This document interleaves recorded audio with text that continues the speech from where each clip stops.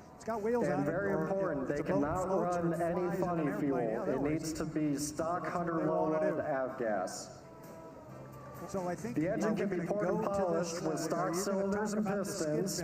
It has to have a 10-to-1 ratio supercharger blower, and they can turn any RPM they want. On the left side of the boat, and when the boats go down to the corner, they're starting to line up down at the end as they take off. I'll introduce you all to the pilots. That you get in the corner.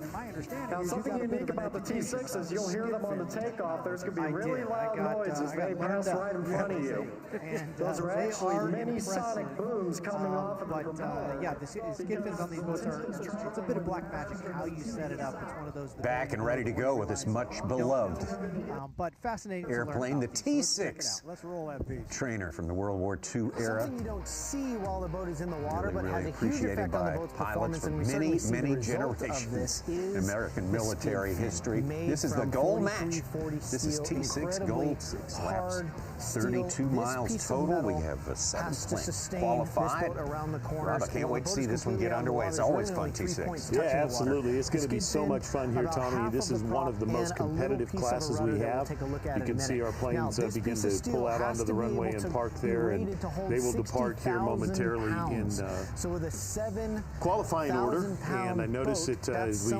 lay down speeds all week long, all 7 of these aircraft have brought their best speed from the E3 race in the gold pairing earlier in the week. So they've all gotten a little bit faster each time.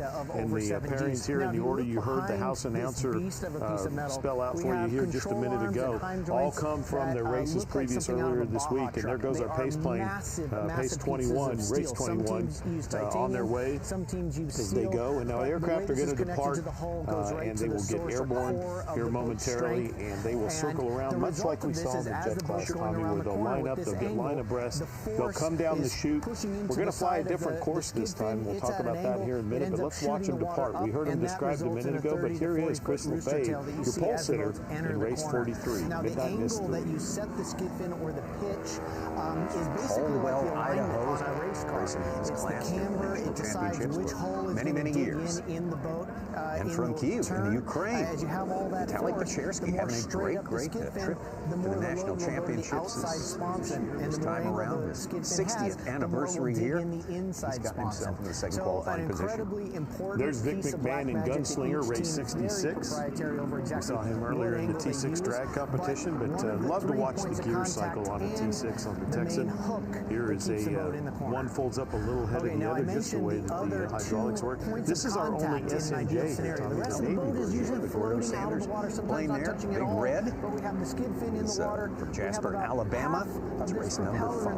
SNJ 4. You heard the house announcer talk to you a little bit about the rules and what modifications they can and can't make. And here's a unique aircraft. We're going to get that view right there in the cockpit from Greg McNeely and race 90, undecided. You don't think that's Greg? Look at the back of his helmet.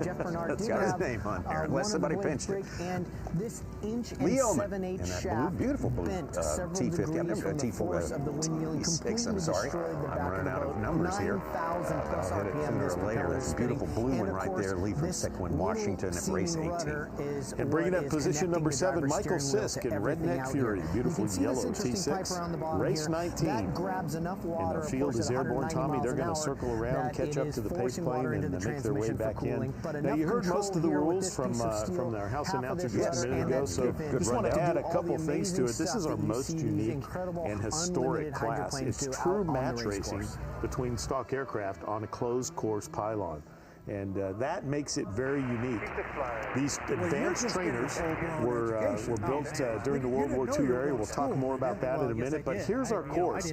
We're going to fly our medium-length course, which we've not seen yet today on any other event. And it's 4.5 miles long. It's going to be a total of 5 laps, so a little over 27 miles total.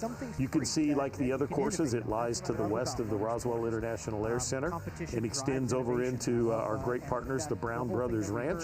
As we go there, we'll zoom in here in just a second and take a closer look at the course itself. We have a total of 8 pylons on this course. Same home pylons, start-finish. We're going to come down the chute from your left to your right on this graphic. Head down the final aligned course there. Pylon, or the guide pylon number 1, we've got 1, 2, and 3 there on the top northernmost portion of the course. And then you see 4, 5, 6, and 7, and 8. Actually, there's a pylon number 4 over on the far west side that our graphic doesn't have on it. But there are 8 of them, and we're going to go around all 8. We're going to do it 5 times, Tommy. Total of 27 miles at over 230 to 240 miles an hour. Yeah, you just got to love what you said before. This is very much what they, in other motor racing venues, they would call it a spec race. The specifications are so that the power plants are basically ideal, and they ran down all the small things you can do to differentiate yourself from all the other planes, and they're not huge things. So you get a pretty good test of pilot skill here. Yeah, absolutely. One of the other things that the house announcer didn't say is that these aircraft were manufactured with a kind of a sandy grip strip near the top of the wing on the inside near the fuselage, so you don't fall off the wing when you're getting in it. Very important. That walk strip can be sanded off in the rules here, so that's one other thing that you can do. But they're all going to turn that 9-cylinder air-cooled radial engine, a Pratt & Whitney, stock approximately 600 horsepower. You heard him talk about shorter props and other things that are allowed. In race configuration, we're going to make about 800 to 850 horsepower, and like you said, no funny fuels, just pure avgas on there. Most of our competitors here this week are all still operating the standard and Hamilton standard, 9-foot-long metal prop that the aircraft had when it came out. And like you heard the announcer say right at the end there, the tips at high power, the tips of that 9-foot-long prop do go supersonic. So one of the things to listen for, and we'll lay out occasionally and let you hear this, is the aircraft will rumble, the radial engine will rumble, but the crackling sound that you hear is the tips of those propellers, and it's one of the most beloved sounds in the world. And that's because these aircraft were built in the World War II area. They were an advanced trainer, so you would fly some simpler trainers before you got here, like the PT-19, the BT-13. Eventually you get to this T-6. It was a complex airplane. It's heavy. It made amazing pilots. It's known as the pilot maker. They built about 15,000 of them, and there's about 150 of them left flying, Tommy, in the world today. Andrew, you can now call yourself a 3-time H1 Unlimited Okay, we just heard it's been one heck of a season for both advisor you and the team, that we're not doing 5 laps, we're doing 6 laps. 6 laps. 6 laps here, so there's going to be a difference from the earlier races. And that is, not what came out on the initial sheet, so our apologies for anybody that we had bad info there. But that's even better for us, Tommy, because we get to see him go around one more time. Yeah, that's a win-win. It is, absolutely. So 8 pylons on the course, 6 times around, 32 miles total.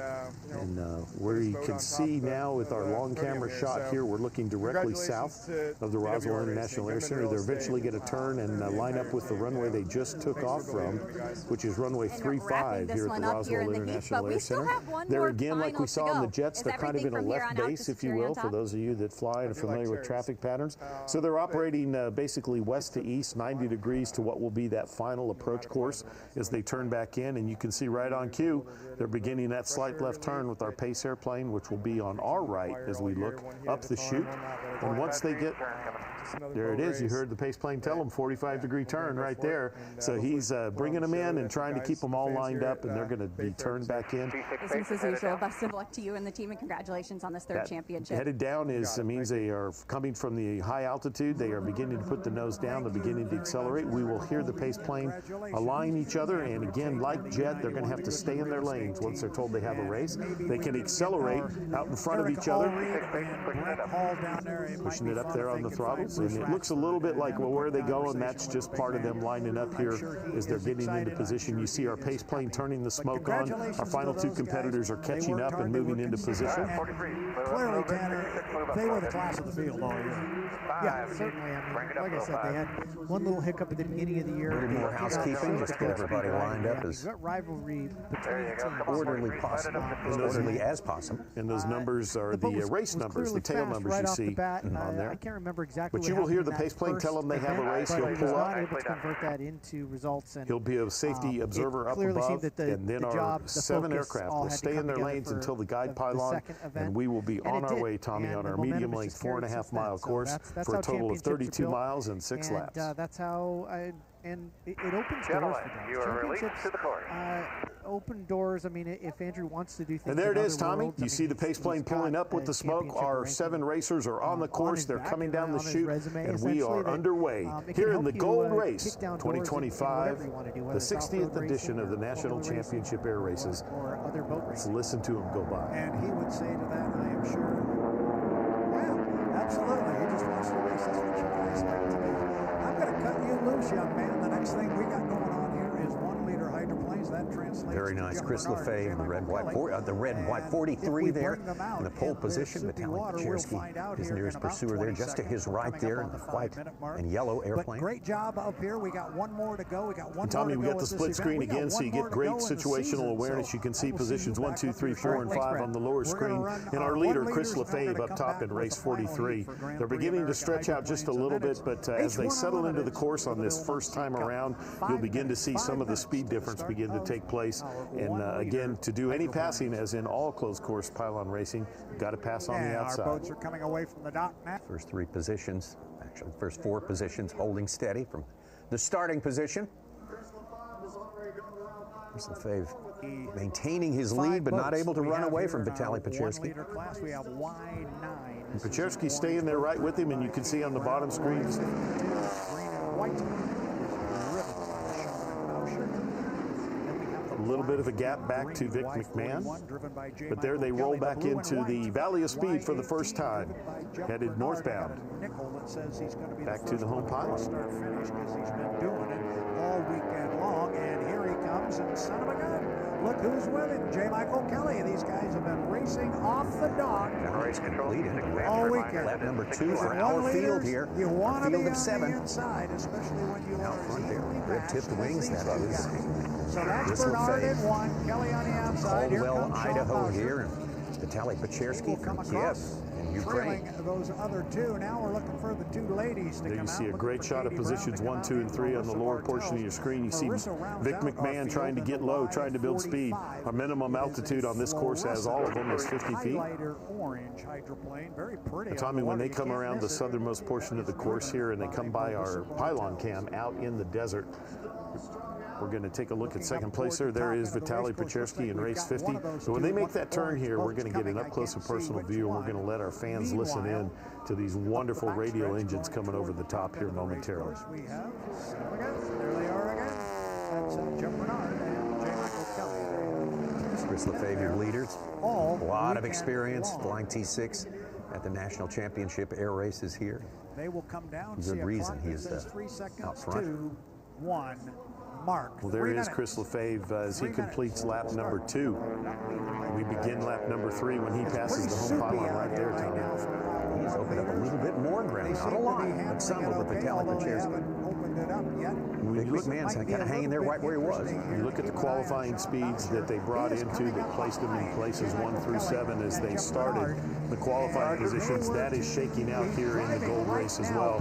And everybody seems to be fairly well matched. Back in what looks to be position place 4, looks like we might have a little bit of a race developing back there. So keep your eye on that lower screen for that. And we'll watch Chris Lefebvre up top in race 43, your race leader. Maybe he could pull himself up in there. So that's actually 6th and 7th. You just heard the radio call where Michael Sisk, 19, is on the right of 18. So that's the call that happens on the radio between pilots as they pass each other. Away from the dock, and they're coming down the front straightaway, but very, very slowly. So it does not look like either Katie Brown or Marissa Bartels are going to answer the bell here. Now, as we saw Chris Lefebvre maintaining his spot there, not yielding any, that's for sure. Maybe advancing just a little bit. He cut the course from the back stretch to the front stretch, and Mike You can see some of that close racing back in the pack on the bottom half of the screen there, Tommy. As we watch these aircraft maneuver. On the other hand, excuse me, looks like 5th and 6th. Decided he would go. You're talking about right there, and that's Sean probably is Oman slipping and out Sisk. wide in the lower corner. He's going to leave the door wide open for J. Michael 18 Kelly and 19. to jump in between boats there, and you see it on screen. Those of Just you love to watching listen to on those VH1. engines, and I know our fans at home, our purists at home, are enjoying the opportunity to just hear those airplanes. Jump Bernard on the outside. Gordo Sanders has got Greg McNeely all over the back of him, it looks like, there, Tommy, for 4th. Kelly is going to be in 2. Sean Bowsher if he can get up and catch up with the guys, is more than likely going to be on the outside. So hopefully if we get our connection back, we'll be able to give the fans a little bit of a look at that in-cockpit shot from Greg McNeely in race 90. And as you might imagine, it's just dependent on line of sight there, and we'll do our best to get it back. But right now, we got our eyes on our leader up top, Chris Lefebvre, race 43. And in the bottom, you see positions 1, 2, and 3 as they come around the south end. There's a race. There's that in the back. That's Michael Sisk. That's Lee Oman being chased by Michael Sisk, for sure. Michael Sisk in the yellow airplane, Lee Oman in the blue Bama Bell. A little bit of a race there. That is for the 6th position competition right there. They've got 17 seconds to get there now. Back they up will front. know when to put the foot down. Lefebvre. They're both equally powered. They probably have the same Very, very strong at this point in the race. Well over halfway. In fact, he's in the next to last lap. They're coming Start up on right 5 now into lap seconds. number 5. 4, 3. So we got two battles back in the pack. Here's the position for 4th position. You've got Gordo Sanders in the red aircraft, Greg McNeely in race 90, doing his best to get around him. He's right behind him. As Gordo looks in the rearview mirror, he's got it all full of black and white check cowl as McNeely is right on his bumper, as you say. And he's got to go around the outside. This is going to be a very competitive battle for 4th right here. So we got battles for 4th. We got battles for 6th and 7th in the back as well. Yeah, the action is at the back. Lots of excitement, Tommy. This class always delivers. But our leader, Chris Lefebvre, out front, just kind of picking them up, putting them down, being smooth. Started on the pole and looks to be going to hang out there as he makes his way all the way around, completing this lap here momentarily. Playing the perfect race, not making a whole lot of variance and pretty tight. Left him a lane, altitude, clean, but he's not middle of the road stuff, going fast. That's what it takes. So here comes J. Michael Kelly driving the shenanigans. He's driving the Y41. J. Michael Kelly, and he has got Jeff Bernard right with him on the left side. It's about a boat length and a half. You heard the call from race control. Race 43. Chris Lefebvre, as he comes by the home pylon right there. He is now beginning the final lap, the 6th lap of our 32-mile-long medium length course here in Roswell, the National Championship Air Races. What a great look. He's done a phenomenal job. Just a spectacular day for us here in Roswell. This is the gold race. But this time, Jeff Bernard's got a little bit more Neely and Sanders still battling it out for 5th and 6th. 4th and 5th place, I should say. That's it. Looks like McNeely's been able to get to him. He just doesn't have the oomph to get around him on the outside. This is their last time around to be able to try to make something happen right here. 19. Chris Lefebvre just going by the numbers, point A to point B, till you get past that finish pylon there. And looking like, for all the world, he's got this one in the bag. And we still have those two battles happening in the back. You see our leader coming past the battle for 6th there on the bottom screen there. Chris Lefebvre on the last lap, coming around to lap that traffic, but he's out in front, and here he comes to the Championship Air Races in the T6 class as the rest of our competitors come across the finish line. Pretty much like it's going to be Paczerski all the way in 2nd place. Can never fall above or below that spot right there. And Vic McMahon, 66 and Gunslinger. We have him unofficially at 3rd. And here's this battle back at the back there to see who wants to not finish in the cellar. Yeah, that's the battle for 6th place. We also had a battle coming for 4th place between 4th and 5th. Here is the 4th and 5th place battle. It's Gordo Sanders holding off Greg McNeely. Greg's making a run on him, coming to the flag right here. Tommy, can he do it? No. Can he get that speed? Let's see. He's got it. I don't think he's got it. I'll tell you what, that was awful darn close, but I think Gordo Sanders held him off for 4th and 5th position, but we still got one more battle coming. They're going down the back part of the stretch right here. They're going to come around one more time. This is Lee Oman in the blue Bama Bell and Redneck Fury in the yellow T6, race 19. Let's watch here, see if 19 has anything for him. Sisk is doing everything he can to catch Lee Oman. They've been battling the entire race. Let's see, Tommy, as we come around the final portion here, if they can get to a place where he can get around him. And started in 6th and 7th, same place right now. Michael would love to not be the 7th guy. Well, let's watch him come around the corner right here and just listen to them come across the finish. Sisk is going to do everything he can. It's firewall forward right here. Let's listen in and watch. Bama Bell, Redneck Fury, better answer now.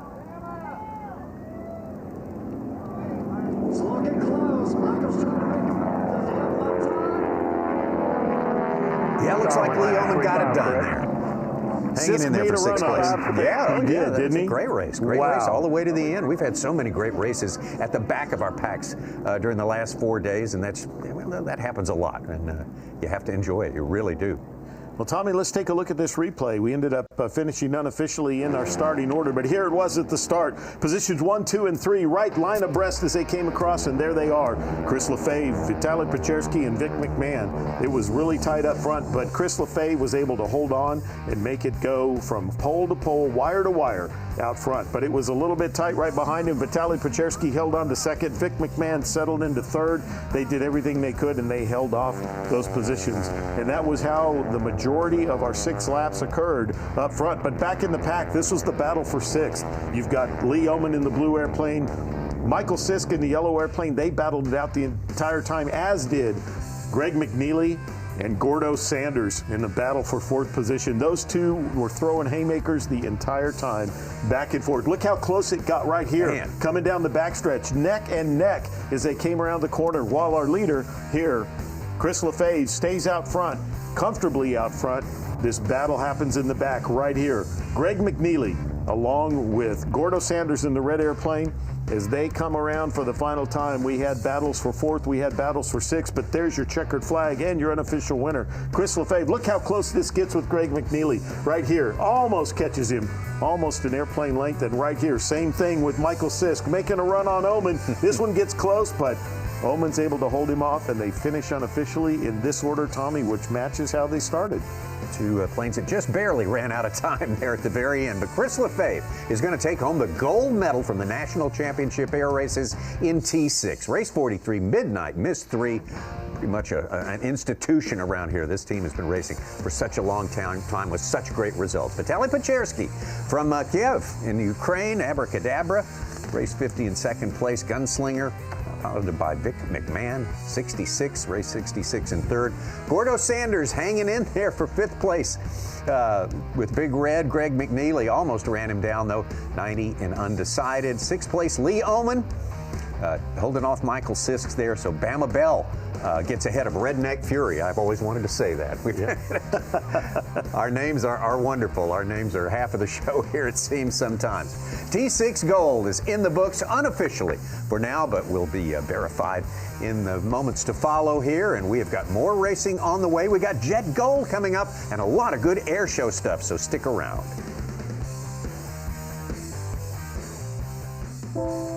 I was born in these mountains. Got my first pair of skis when I was 3. I was never afraid to go fast. I got faster until nobody could catch me. 154.06 miles per hour. The fastest American ever.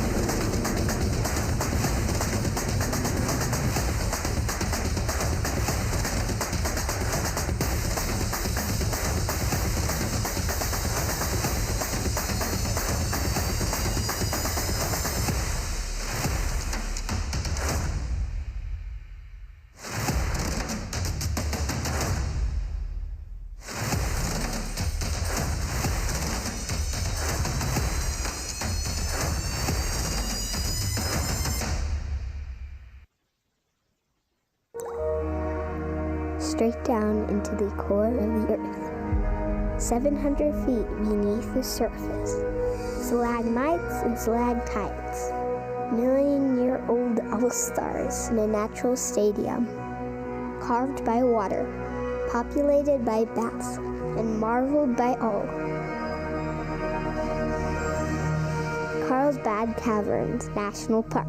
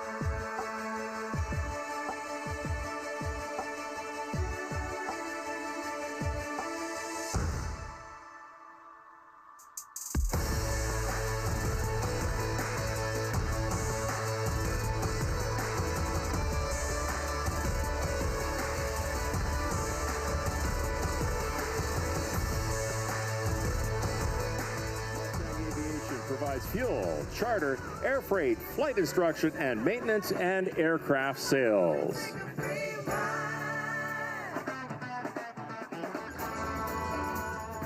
Diving in on the 45, the air show smoke trailing behind the aircraft. Let me tell you a little more about him. Since his first solo flight 50 years ago, Jim has amassed more than 20,000 hours of accident-free flight in more than 166 different models of general aviation aircraft.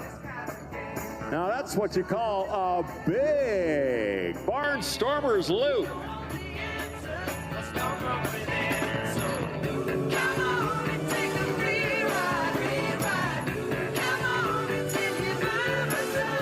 '25 marks Jim's 33rd year of performing aerobatics, and during that time, he has entertained millions of spectators throughout North America. Jim flew a Kristen Eagle and an extra 300L for many years. Now he enjoys performing in a P-51D Mustang, a Hobbit Mark IV, a 450 Stearman, and of course the ever-popular aerobatic Bonanza.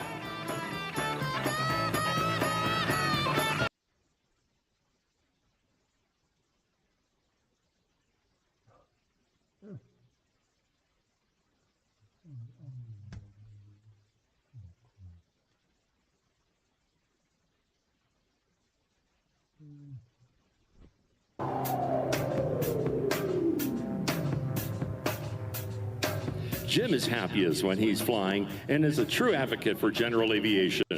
Jim believes that general aviation is one of the greatest freedoms that we enjoy in America, and that controlling an aircraft through an aerobatic sequence with precision and energy management, as he's doing here today, is the pinnacle of his aviation career. Jim is heavily involved in the airshow industry and served for 6 years on the board of directors of the International Council of Airshows, serving 2 years as its chairman. He currently serves on the ACE Committee chairman and as a aerobatic competency examiner. He also mentors new aerobatic pilots. 5, 6, 7, 8-point hesitation roll.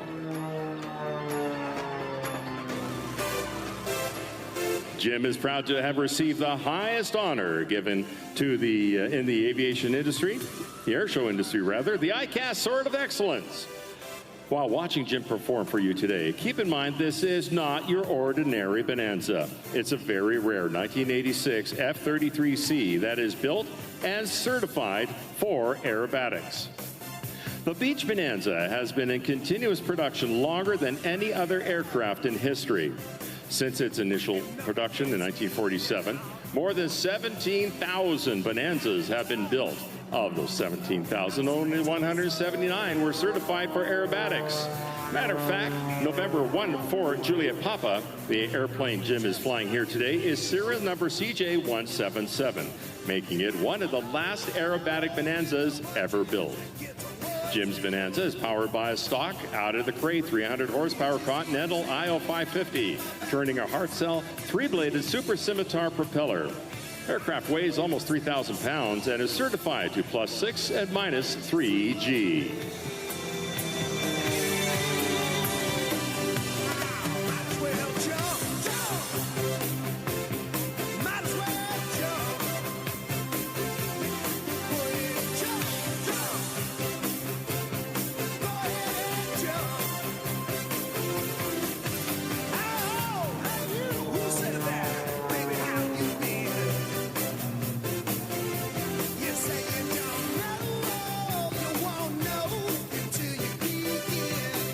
Amazingly, Jim's Bonanza is not equipped with an inverted fuel or oil system.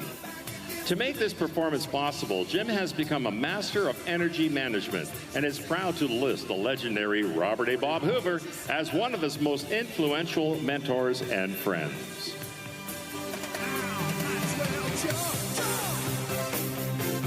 Jim is a highly experienced aerobatic pilot, and this is definitely not your typical stock Bonanza. So all you Bonanza pilots in the audience, please don't try this in your aircraft.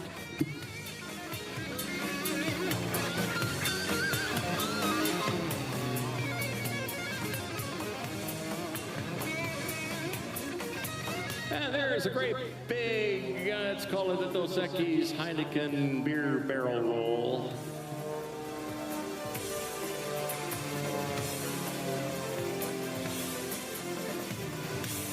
Jim Bites is brought to you by Hartzell Propellers, the leader in aircraft propeller systems, built on honor in Piqua, Ohio since 1917. Sirius XM, from wheels up to wheels down, Jim has superior graphical, weather, and entertainment at his fingertips to maximize his situational awareness and comfort. Wheelan Aerospace Technologies, producing the best high-performance lighting solutions for certified and experimental aircraft, made in America since 1952.